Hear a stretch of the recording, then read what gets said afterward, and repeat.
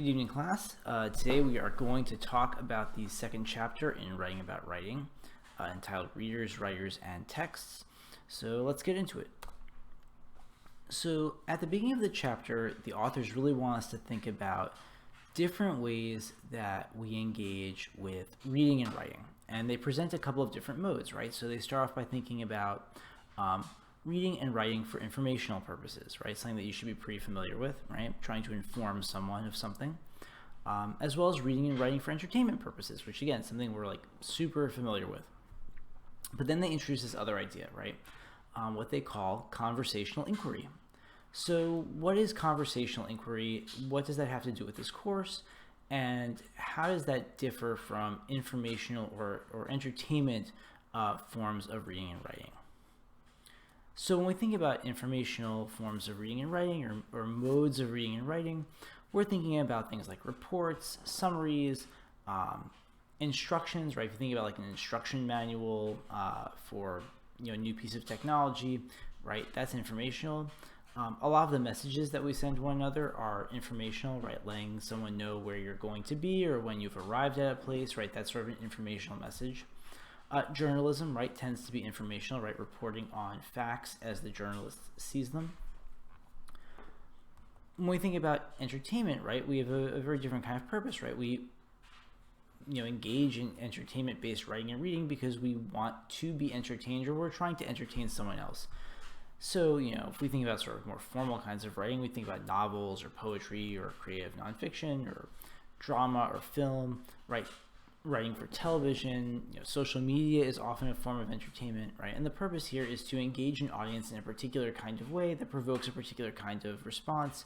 And to be entertained can mean a number of different things, but in general, right, there's a clear sense of why you're doing it.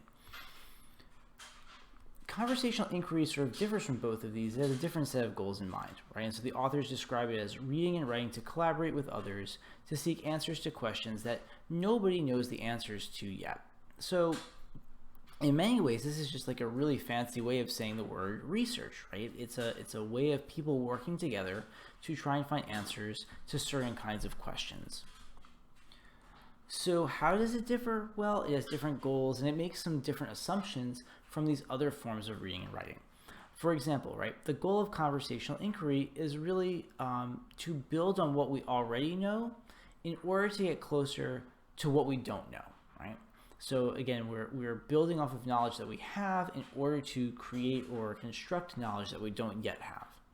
And there are two key assumptions with this, right? So that, one of them is that others are going to build on my contributions, right? So that when I engage in this kind of conversational inquiry, right, this kind of reading and writing that seeks to answer a larger question, I know that other people will eventually build off of my contributions in the same way that I have probably built off of the contributions of others.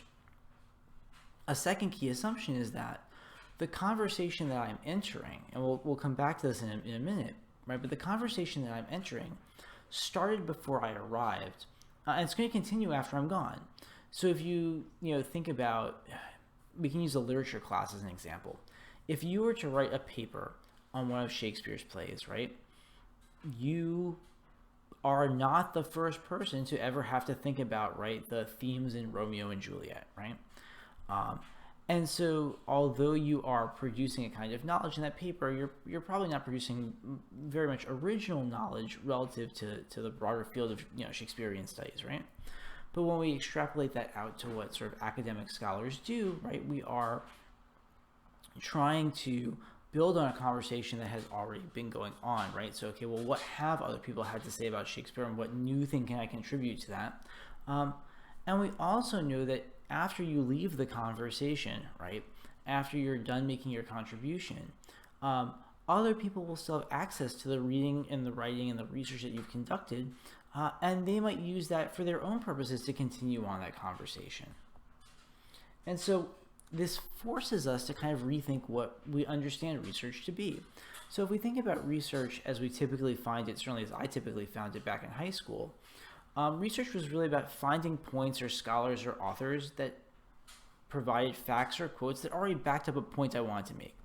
And so the goal was to prove a point, right? To win an argument. And so the process of research or the process of finding sources was usually, okay, read really narrowly to find scholars or statistics or whatever kind of evidence would be appropriate that agrees with what I already have to say, right? Not anything that might challenge my opinions, but find stuff that actually already agrees with the point that I want to make. When we think about conversational inquiry, we have to sort of turn that on its head. So in this case, research really is more about contributing new knowledge to a field of study. And so rather than the goal being to prove that I am right and sort of win an argument, although there's an element of that, the goal is really to convince your readers that you are asking the right kinds of questions and in the process of conducting your research, finding really good answers. Maybe not the only answer, maybe not even the best answer, but a reasonable and good answer to the question that has been posed. And so if that's the case, right, then instead of reading narrowly to find stuff that, already agrees with the point I have to make, I read broadly in order to better understand the kinds of questions that other people have already posed and to try and understand the arguments that might already be out there. Because if I can understand what arguments have already been made and I can understand what other scholars have had to say on a topic, I can begin to think about how I want to position myself in relationship to them. And so if we think about sort of the big picture, right, imagine that this circle represents sort of the entirety of human knowledge, right, from time immemorial. And we look at this little sliver here, right, as being some subset of that, right? Maybe it's the humanities, maybe it's the sciences, whatever you want it to be, right? But some subset of human knowledge, right?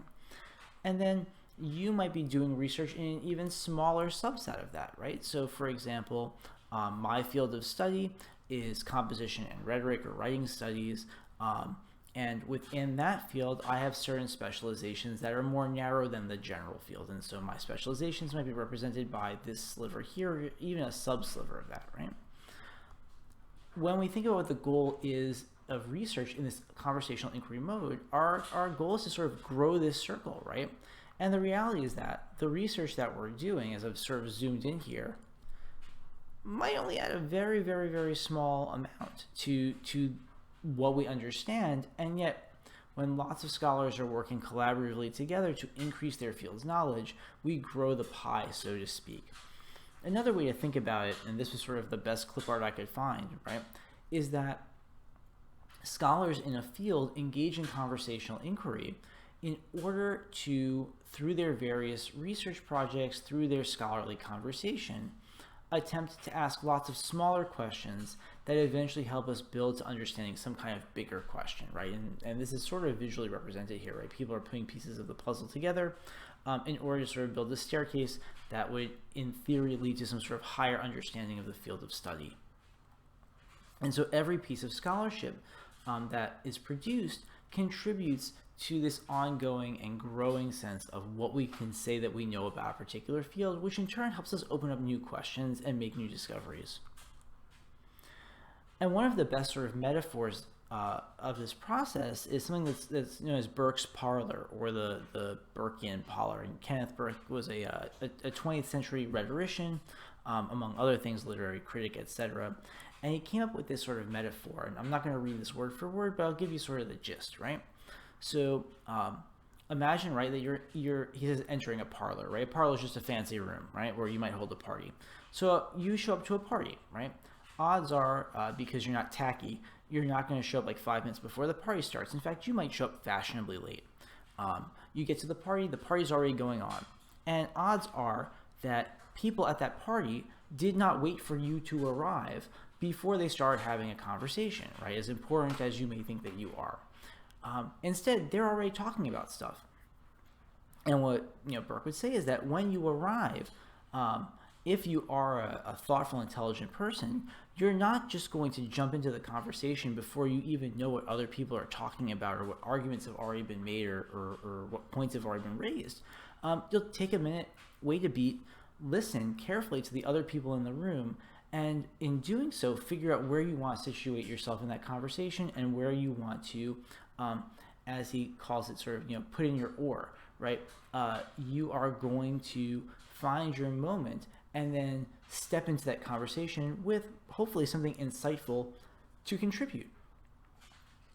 And the interesting thing here for Burke is eventually you have to leave the party, both in a literal and a metaphorical sense, right?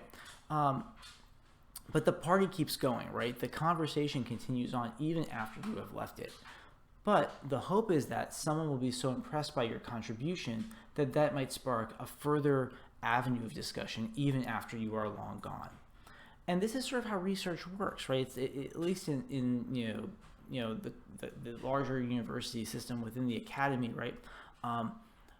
While there is a bit of, you want to feel satisfied in producing kind of like the right answer to a question, the sort of bigger, more noble goal of reading and writing and researching and publishing and sharing ideas in this context is that in doing so, we are always moving forward towards building our understanding of a particular topic or a particular set of major questions.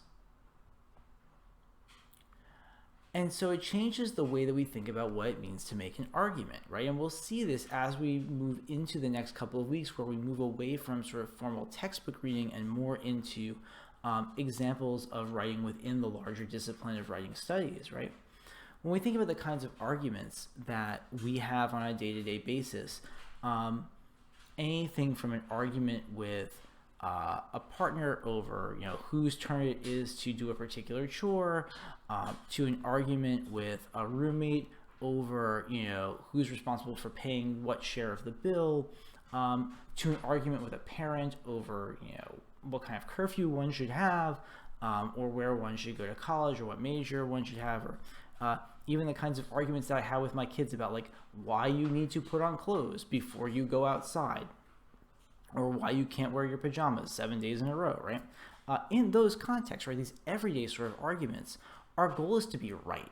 We want to be correct. We want to win the argument. And the outcome is sort of I win, you lose. And so the primary dynamic in this kind of everyday argument is really adversarial, right? I am opposed to you.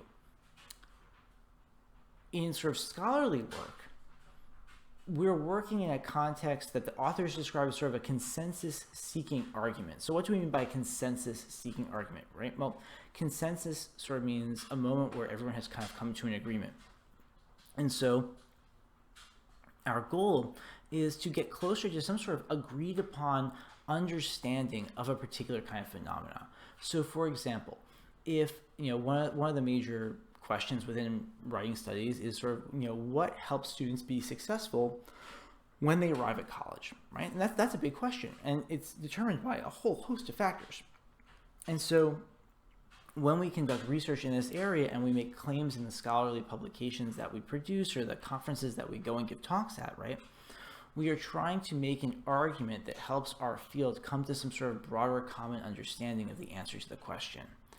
And so in this model, ideally, it doesn't always work out this way, right? Because there's always personality conflicts and there can be some strong differences of opinion, but in theory, the long-term outcome is we all gain.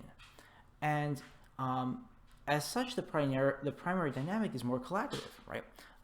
Even if I disagree with another scholar, if they provide sufficient evidence, I need to be willing to change my attitude or my opinion on that particular question, right? I need to accept that maybe I was incorrect, and in the that might sting a little bit, but there's some comfort in knowing, okay, now that we've figured out this, where do we go from here, and how do I continue to contribute to that conversation?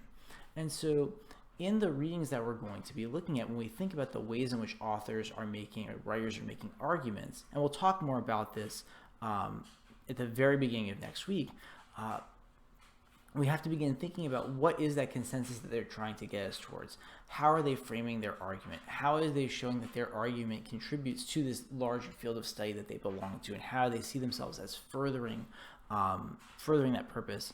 And we'll get into that a bit more next week as we move through some of the more scholarly readings that we're going to be doing.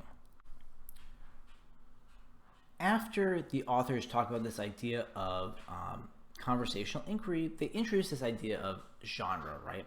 Because they're going to use the idea of genre, or they do use the idea of genre, as a way to examine how conversational inquiry takes place. So what do we mean by a genre? Well, before we sort of dive into sort of the technical definition of a genre in the context of the way we talk about in writing studies, you should be at least relatively familiar with genre just from your everyday experiences, right?